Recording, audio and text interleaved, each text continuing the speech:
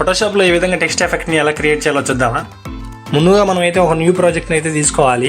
దాన్ని నేను 4x6 size అయితే తీసుకున్నాను.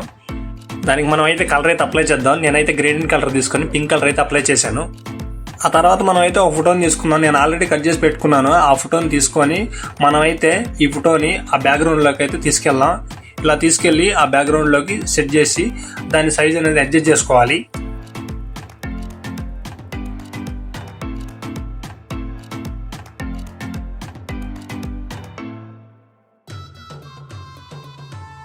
ఆ తర్వాత టెక్స్ట్ అనేది ఇవ్వాలి.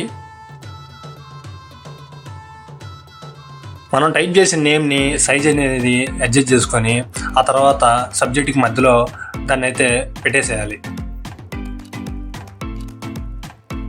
ఆ టెక్స్ట్ని మనం డూప్లికేట్ అయితే చేసుకోవాలి. Ctrl+J. డూప్లికేట్ చేసిన లేయర్ని సబ్జెక్ట్కి వెనక్కి పంపించేయాలి. ఫస్ట్ ఉన్న నేమ్కి ఫిల్ అనేది పూర్తిగా తగ్గించాలి. తర్వాత మనం ఎఫెక్ట్స్లోకి వెళ్ళి స్ట్రోక్ సెలెక్ట్ చేసుకొని అందులో సైజ్ అనేది 5 ఇచ్చేసి పొజిషన్ అనేది ఇన్సైడ్ సెలెక్ట్ చేసుకొని కలరు వైట్ అనేది సెలెక్ట్ చేసుకోవాలి. ఇంకా లాస్ట్ మనం టెక్స్ట్ ఫ్రంట్ ఉన్న టెక్స్ట్ని సబ్జెక్ట్ వెనకున్న టెక్స్ట్ని సెలెక్ట్ చేసుకొని దానికి లాగేసి మూవ్ టూల్తో మనం ఆ టెక్స్ట్ అనేది ఇలా మూవ్ చేస్తే టెక్స్ట్ ఎఫెక్ట్ వచ్చినట్లే.